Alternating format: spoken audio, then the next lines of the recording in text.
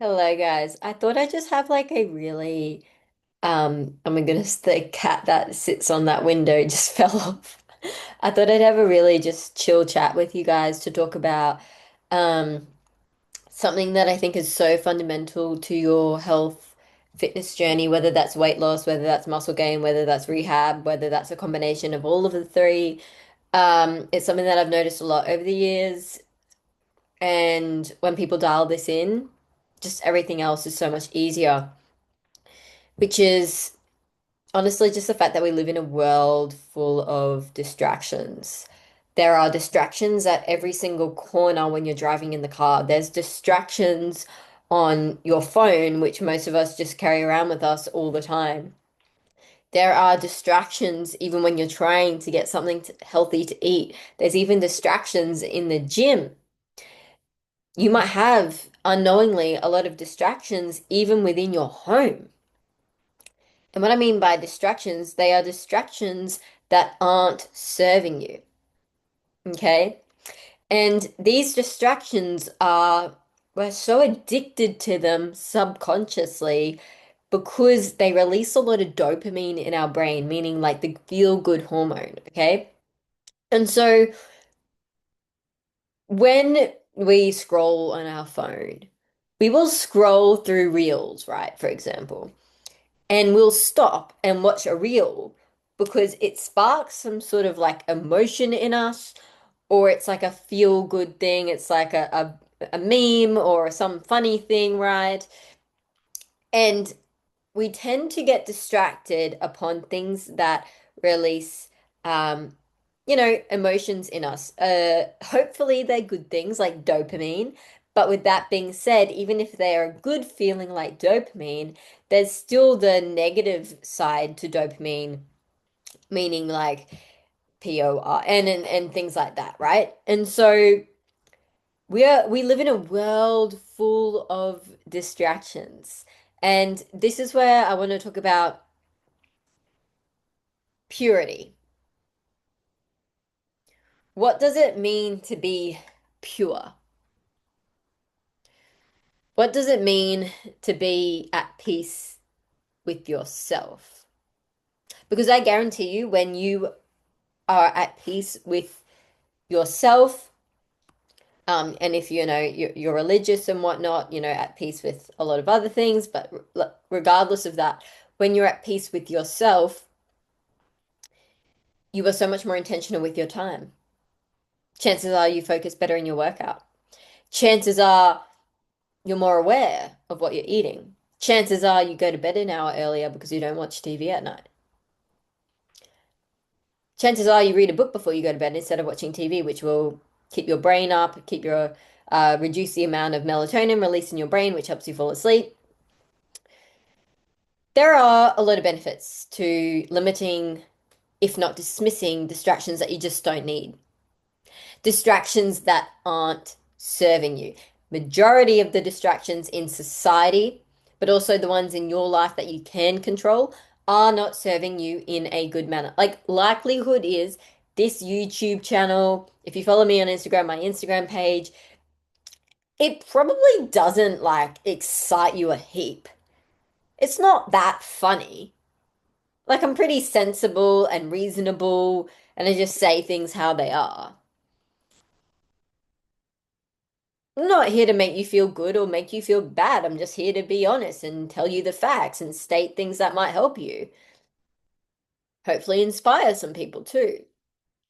But chances are my Instagram page is not the most fun, encouraging, like dopamine ridden environment. So, I want to tell you a little bit of a story about me.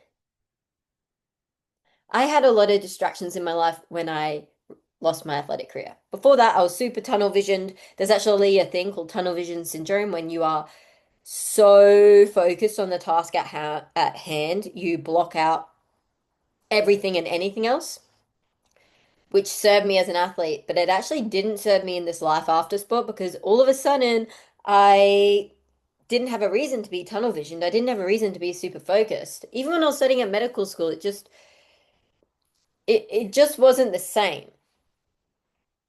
So I ran into distractions. I ran into distractions, for example, on my phone.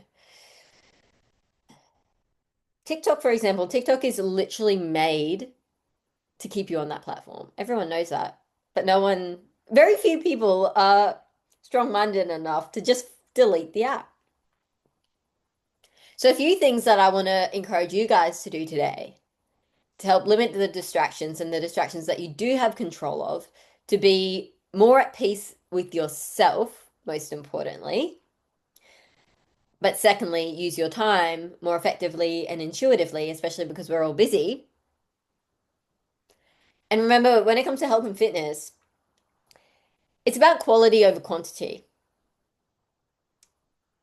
The only reason you may lack time is because you're using your time inefficiently. Maybe you're using your time inefficiently at home. Maybe you're using your time inefficiently at work. Maybe you're using your time inefficiently working out in the gym or working out at home, and you're not actually using it as effectively as you could or efficiently as you could. So, when we really dial in these other areas of our life and we use our time as efficiently as possible, not only is your fitness health journey going to be so much more successful, but you are going to be a more successful individual as well. If you own a business, your business is going to thrive. If you're in a relationship, your relationship is going to thrive more. When you thrive, other things in your life thrive. And when you are just working off this state of survival, everything else feels like it's lacking. So, let's get to the point. A few things that I personally have done to really limit my distractions and seen such an increase in my productivity, in my ability to find more time for the gym as well, and just like overall, just watch my life thrive more and become a more successful individual in my life after sport is one with phones. Only follow people on social media you genuinely, deeply, lovingly care for and appreciate and love. Don't follow your friend's friend who you don't even know, you've never met. Because every second you're spending on Instagram, for example, or Facebook, is a second you could have spent prepping a healthy meal, sleeping an extra minute, making time for the gym, maybe educating yourself. So, yeah, when it comes to social media in general, go through all of the people that you're following and unfollow anyone who is not of extreme relevance and significance to you. You can optimize your social media to be very beneficial for you and only follow things that benefit you. Don't follow people who like make you feel like shit. Don't follow people that like put your self-esteem down. Hopefully, I'm not one of those people. I hope not. So really optimize that because you can control that variable. And then the good thing is when you want to watch something on social media, you can go to the people you follow, click on their profile, and therefore you're only going to consume content that serves you. There's no point watching a fitness reel and then the next reel is like some reel about how to make at-home donuts or something. Do you know what I mean? Um, Another one is being strict with your sleep. What I mean by this is do something that's actually restful and rejuvenating at night. I'm not saying that you can't watch TV. You do you. You live your best life. Do whatever you want to do. I'm not here to break down your life and tell you that you're doing everything wrong. No, everyone has different lives, different priorities, things they enjoy, things they don't enjoy. Different things mean different things to different people. But what I am saying is when you go to for example, watch a TV show, maybe question, is that going to keep my brain more alert before I go to bed? Maybe question whether that's serving you or not serving you. Is it like, to be honest, like a lot of drama TV shows, for example, they're just feeding your mind with BS. Like, no wonder you can't be more at peace with yourself when your subconscious mind is being fed BS every night. So, really dial in what you do to prepare yourself for sleep, or at least think about what you could do to prepare yourself for sleep. Because remember, our subconscious mind is a part of our brain deep inside of our brain that like literally holds on to everything and anything eyes, our eyes see and our ears hear. Okay? And so personally, I don't choose to feed my mind with BS. I don't give two flying about drama TV shows that I'm missing out on at the moment. Couldn't care less. Why would I want to feed my mind with that? Now, with that being said, you do you. I'm not saying that you're doing something wrong. I'm just trying to highlight some areas that may help you feel more at peace and therefore achieve your goals a lot faster and be more successful in whatever area you're wanting to succeed in. Another one is think smart, train smart, don't think hard and train hard. As an athlete and just a lot of people in general, and I was once that person as well. A lot of people think they need to like train 7 days a week in the gym for 2 hours, or like they need to do 20,000 steps a day, or if they can't go to the gym, then there's no point in exercising. Like quality over quantity. Choose a smart option. And if you don't know how to train smart or intuitively, then get the help from someone who knows. Use your time efficiently. Everyone's busy, everyone has lives. I'm sure your whole life doesn't revolve around health and fitness, and it doesn't have to. That's fine. But health is the one thing that will determine our longevity. Health is the one thing that will help others thrive. Maybe you can be the example that you didn't have as a kid, for example. It's a very important thing to make sure that everyone's taken care of, right? Like it's kind of the saying like um don't pay for the apple now or you'll pay the doctor later kind of thing, you know? So I'm not saying necessarily invest in it. What I'm saying is be smart with it. It's a tool that you can use to your advantage. Health, that is. And there's a quote, a what is it? Like a successful man wants many things, right? But an ill man only wants one, which is their health. When it comes back to distractions, again, I'll finish you guys off on this one is just your environment. Who are your work colleagues? Who are your family members? Who are your friends? Are they serving you or do they feed your mind with BS? Do they put your self-esteem down? Do they not encourage you or support you within your health and fitness? People say you're always the sum of the five people you hang around the most. Who are the five people you hang around the most? My life never would have improved. I was very, very depressed, very anxious. My life never would have improved if I stayed in an environment that wasn't serving me. And at the time, that environment was not serving me. I had to do the selfish thing and get out. But it's really not that selfish when now I'm giving back to thousands and thousands of people.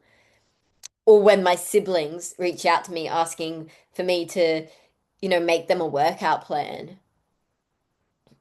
And I'm their fitness inspiration and their health inspiration. Or how, Lily, like I want to lose a little bit of weight. Like, how can I do that? They're not the messages I necessarily just get from people who follow me on Instagram, like family members as well. My uncle likes almost every single one of my videos. Not because he loves me. I mean, he does love me, but it's also, what I'm saying is when you help you, you help everyone else. So when it comes to distractions, think about the environment that you're in. Sometimes, particularly like if you're, single and you make enough money to support yourself, get yourself in an environment that can support you.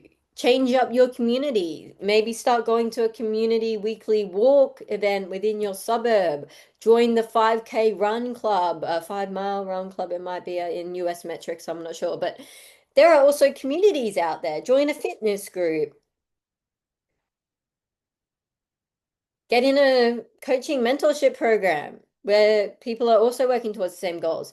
What I'm saying is your environment really, really, really, really matters. And I had that a lot. You probably had that too if you were an ex-athlete. You had that camaraderie, you had everyone else working towards the same goals, which was all great and fine. But most likely you don't have that exact same group or camaraderie, right? It's probably not as competitive as it used to be anyway, even if you still do the same sport. So it's very important that you surround yourself with very like-minded people, people who have, they don't have to be the exact same. You're allowed to have conflicting opinions, of course. But what I'm saying is don't surround yourself with people who put your self-esteem down. Don't surround yourself with people who don't support you. So that can be tough. Maybe that means changing your job. Maybe that means ending a relationship that isn't serving you. Maybe that means moving somewhere different. Maybe that means instead of hanging out at the bar every Saturday night, maybe it means going on a nighttime run club. There's so many run clubs. I'm not saying you have to run. I can't run very well because of my foot. I wish I could though. Um, you get what I'm saying. So all of this bottom line is about your environment. Your environment also includes your phone. Your environment also includes the environment you are in and you prepare yourself to be in to sleep. Your environment in coaching, in mentorship, your environment in terms of your community, family, friends. A lot of, I will finish off here, but I want to finish off with one thing with reference to your environment and how I said you are the sum. You think the same way as the sum of the 5 people you hang around most. So, when it comes to this understanding, it's important to also understand that if the people you hang around with the most, the top 5 people you hang around with, even if they don't think in the same way, even if they don't have the same opinions as you, even if they don't have the same values and priorities as you, it doesn't mean that they're necessarily bad people. It doesn't necessarily mean that you have to kick them out of your life entirely. Maybe it means that you have the chance to be a good example for them because you value them, because you love them, because you care for them. But that's on you, and you can't force someone to change who doesn't want to change, right? And at the end of the day as well, I'm not saying you have to boot these people out of your life. Maybe it's more of a finding more people or some different people to also hang around, right? But nonetheless, who are you really being disloyal to? Are you being disloyal to them by maybe not seeing them as much, maybe not talking to them as much, or maybe keeping the conversations a little bit shorter? You're being disloyal towards them? Or are you being disloyal towards yourself?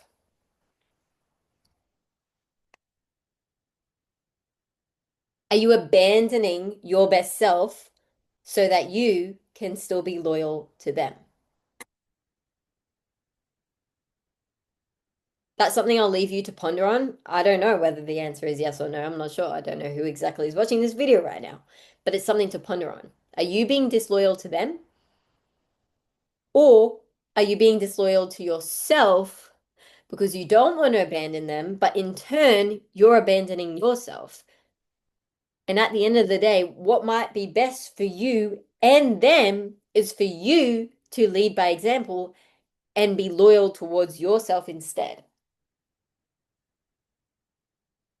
That thinking process changed my entire life. It's the reason why so many people reach out. It's the reason why I've been doing this for borderline 8 years now. It is the reason why not only followers reach out, or there's always so many conversations going on, but it's also the reason why family reaches out, friends reach out. It's the reason why what I do means so much, because it doesn't just change your life, it changes everyone else's life when you limit your distractions, when you choose purity, when you choose peace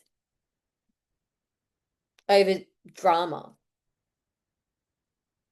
when you choose peace over conflict. Everyone's entitled to their opinion. People have different opinions all the time.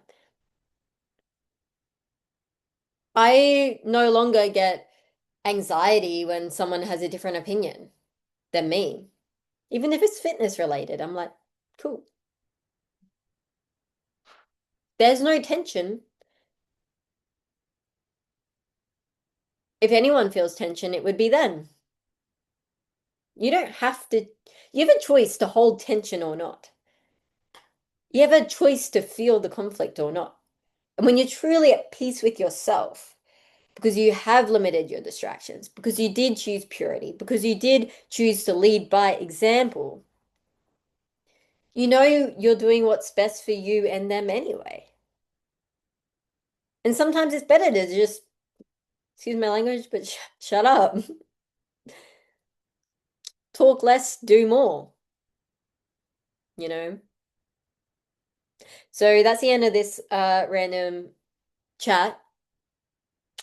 If you did want to book in a one-on-one chat with me, if you are genuinely interested, please do not waste my time. If you are genuinely interested, you can book in a call below via the link. And if you haven't subscribed to the channel already, then do so if you think that it isn't a distraction and that it is something that will serve you and lead you to a better place of peace within yourself, within your health, um, and just you benefit your overall well-being.